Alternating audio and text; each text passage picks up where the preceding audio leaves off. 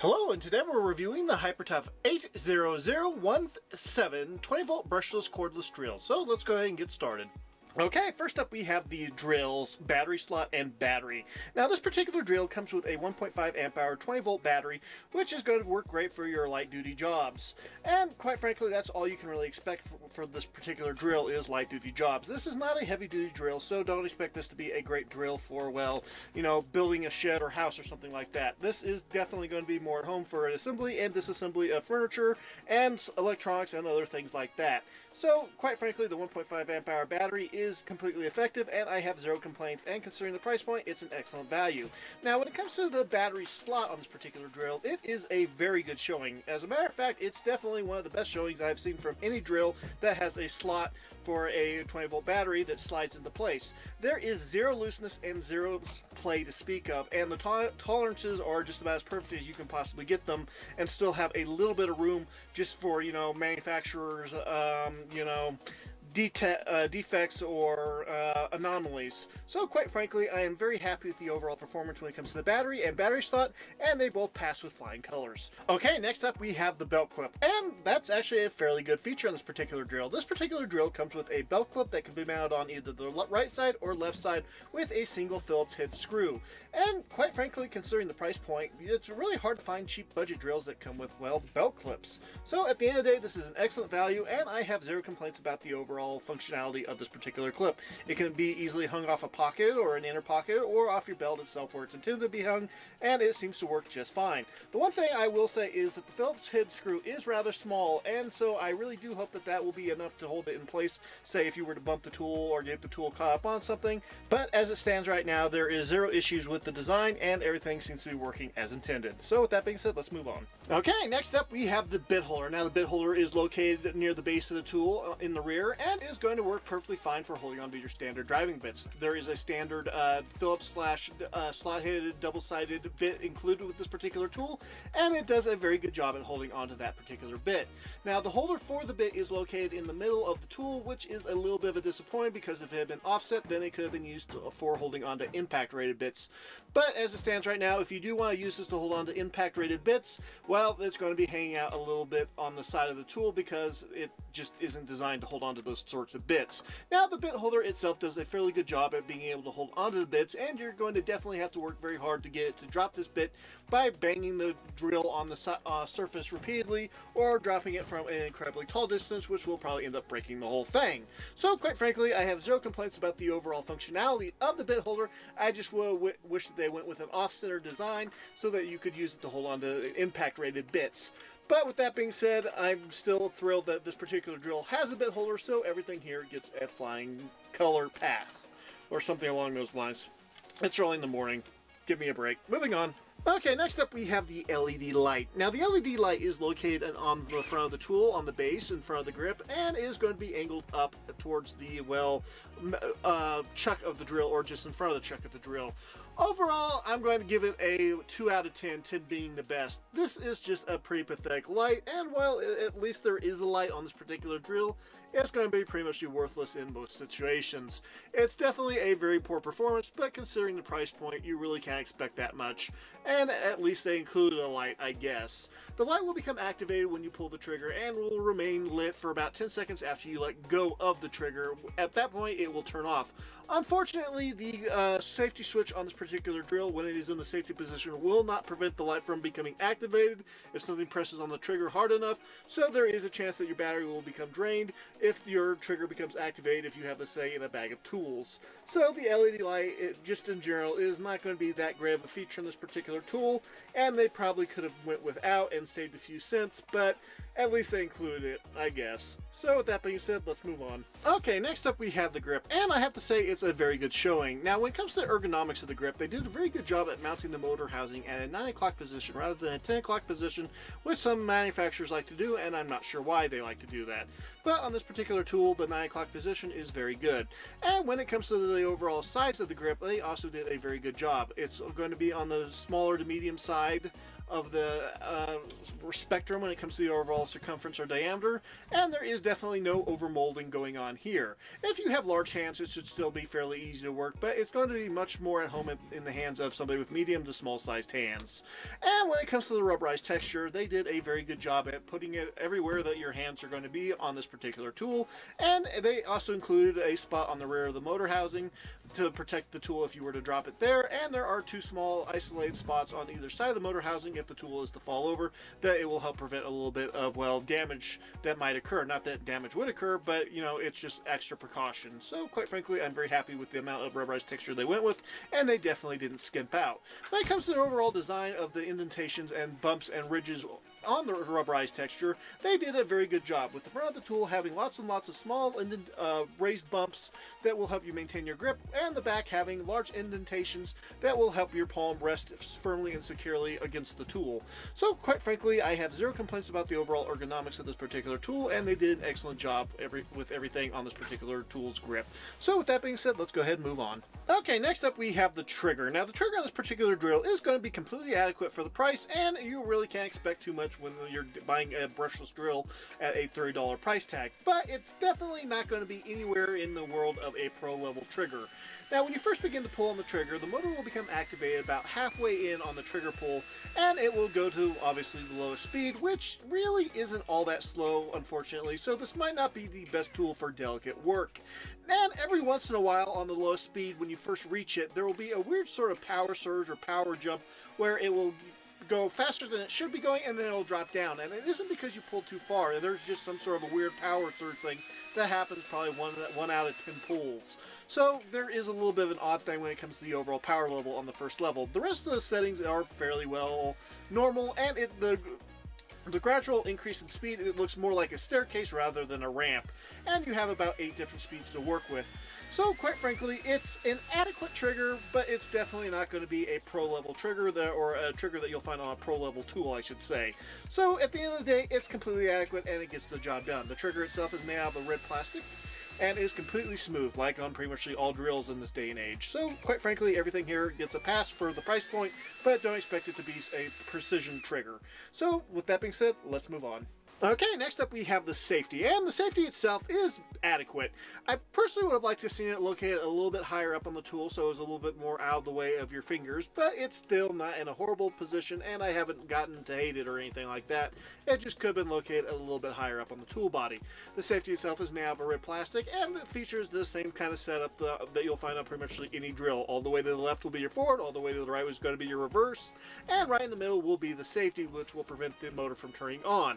But it will not prevent the LED light from turning on, so if you have this in a bag of tools with the battery inserted, there is a chance that your battery could become drained because of the LED light remaining on if you have it there for a sort of long period of time where it's resting against the trigger. So at the end of the day, there definitely are some minor things that I would improve here, but considering the price point, it's more than adequate enough, and it definitely gets the job done.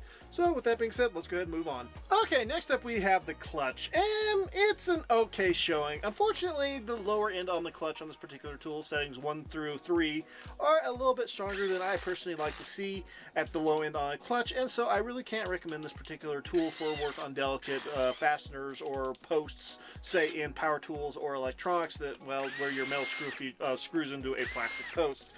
It just has too much power, and it will probably end up stripping out those particular parts on the tool, so I would highly recommend finding something that has a little bit less power on the low end. But on pretty much all the other settings, they're exactly where they should be. And I have to say that it still will do a decent job on metal to metal, or even on wood to metal, those sorts of things. So the clutch on this particular tool is okay, but definitely not going to be a great tool for, well, delicate operations. There are 18 different settings to choose from on the clutch, plus the drilling mode, and that really is about it. The clutch itself is molded out of plastic, like on pretty much all drills, and is fairly smooth, which can be a little bit hard to grip at times, but it's still fairly easy to turn, so I don't have a major complaint about that. So yeah, at the end of the day, they definitely could use some improvement at the low end on this particular clutch, and so it definitely, well, isn't going to be a tool for delicate operations. So yeah, moving on. Okay, next up we have the chuck, and unfortunately it's not the best showing in the world. Now, don't get me wrong, it still holds on to bits fairly adequately, and it still gets the job done effectively enough. but they still could have gone with a better outer design for this particular surface of this particular, chuck. The chuck itself is outer plastic, inner metal, which is pretty typical on a budget drill. But my big gripe here isn't the fact that it's plastic. I really actually don't have a major issue with plastic. My main issue here is the fact that, well, it's pretty hard to, well, tighten up because of the stupid smooth surface that they went with. I really don't understand how you can have cheaper drills in the past that had raised ridges, and then you have to go to a completely smooth approach on this particular drill. If you're just doing this for aesthetic pleasure, don't. Functionality beats pleasure in any day of the week when it comes to a power tool, and quite frankly, I'm a little bit disappointed that we didn't get a standard chuck with raised ridges rather than the smooth BS that we got on this particular drill. It definitely is something that you'll expect when you see the pictures of this particular drill, but at the end of the day, they really should know better. And considering all the other excellent design aspects that they went with this particular drill, I'm a little bit baffled why they went with such a stupid decision when it comes to the chuck on this particular drill. Now, don't get me wrong, the chuck will still be able to hold on to bits and other fasteners or drivers or things like that when you insert them in and you tighten it down enough. It just makes it that much harder to tighten it down enough to hold onto them. So, like I said earlier, the chuck is adequate, but it's not nearly as good as it could be. And obviously, it's made out of plastic. There's no ratcheting mechanism, which you shouldn't expect at this price point, but still, having raised ridges that are made out of plastic should have been something that we could have seen on this particular drill, and they have released drills in the past that have raised ridged plastic chucks on them. So quite frankly, I'm just not really sure why they decided to cheap out on this particular drill's chuck. I don't know if they had a bunch of them left over from a previous model or something like that, but at the end of the day, this is something I hope that they resolve in the future. Moving on. Okay, without a battery, the tool weighs 783 grams, which is 1.7 pounds. And with a 1.5 amp hour battery, it weighs 1,142 grams, which is 2.5 pounds. Okay, let's talk a little bit about this drill and who I think it's meant for. I really think that this particular drill is meant for people who live in very small townhouses or apartments or condos and just need a drill for assembly and disassembly of IKEA furniture or the occasional repairs on your bicycle or scooter or what have you. I think that it will work fine for those particular purposes, but if you are somebody who likes to do lots of DIY work and, you know, do your own add-ons, build your own shed, you know, assembly and disassembly of play scenery, that sort of thing, this probably isn't going to be the best tool, and you will probably be better served with a better quality tool.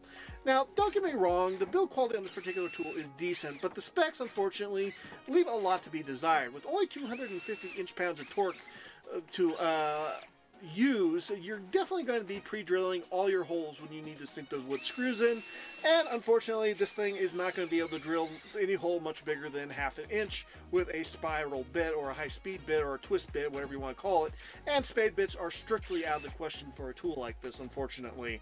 It just doesn't produce enough torque in order to use a spade bit properly.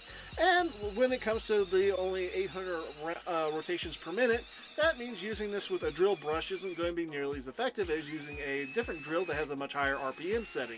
So yeah, this thing is definitely, well, a niche market drill. I think it's going to be an excellent tool if you're trying to decide whether or not you want to buy that you know, 4 volt or 8 volt electric screwdriver or this. I think this is going to be the better option. I really can't stand 4 volt screwdrivers, but at the end of the day, it just, the clutch settings just have too much torque at the low end to make this a good tool for assembly and disassembly of power tools for repair purposes, and at the high end there just isn't enough torque for construction purposes. So it really is in sort of a limbo space in the market. So it will have to be up to you. So with that being said, let's go ahead and recap the pros and cons. 20 volt. 20 volt means that you have more power than your average 12 volt tool, and you also means that you'll be able to adapt batteries over from other 20 volt tool lineups via third-party adapter. Just remember that you do that at your own risk. Belt clip. Having the ability to mount a belt clip on either side of the tool at this price point is definitely not something that you'll find on a lot of tools at this particular price point, so this is a pro in my opinion. Small. Overall, this is a fairly compact and small drill, which means that it is easy to transport and store away. And the next pro is the price. Overall, this is a very affordable drill, and it definitely comes with some good features for this price point. So at the end of the day, I would definitely consider the price to be a pro. Brushless. The brushless motor is going to provide a longer life and is going to also be more energy efficient. So this is a pro in my opinion. And last, we have the bit holder. The bit holder is a very useful feature, and this is a pro in my opinion. And the first meh and only meh would be the power. Unfortunately, this particular drill just doesn't provide enough power for it to be super useful in a lot of different situations. But then again, it provides more power than a lot of 12-volt tools, so it's sort of in a meh range if you ask me. Moving on. And the first con would be the LED light. Unfortunately, I think the LED light was included more for a marketing purpose rather than an actual usefulness purpose. So in my opinion, this is a con. And the next con would be the chuck. The chuck is adequate, but getting it tightened down is a little bit of a challenging process, and they definitely could have made it a bit better by including ridges. So as far as I'm concerned, the chuck is an area on this tool that could use some improvement. And last but not least, the clutch's low end. Unfortunately, the low end on this particular clutch is going to be a little bit too powerful to make it useful for the assembly and disassembly of delicate objects. So as far as I'm concerned, this is going to be a con. Okay, that is it for the pros and cons. Final thoughts on this particular drill. Overall, I think this drill will be good for a certain variety of people. I think if you live in an apartment, condo, or RV or something like that, this particular drill will probably work fairly well for your purposes. But if you are planning on using this particular drill for construction purposes or the assembly or disassembly of power tools that have plastic fastening posts, I would highly recommend against that, because I think it just has too much torque at the low end, and I think it doesn't have enough torque for construction purposes. It's sort of in a weird spot in that range because, well, quite frankly, it's just kind of limiting in a lot of different situations. If the clutch had been better, this would be a far more easy drill to recommend for a lot of different purposes, but as it stands right now, I think it just has too much torque at the low end for it to be an effective drill for assembly and disassembly. So at the end of the day, it will be up to you, but for me personally, this probably isn't a drill I'm going to be using a whole lot. And with that being said, we will see you next time. God bless.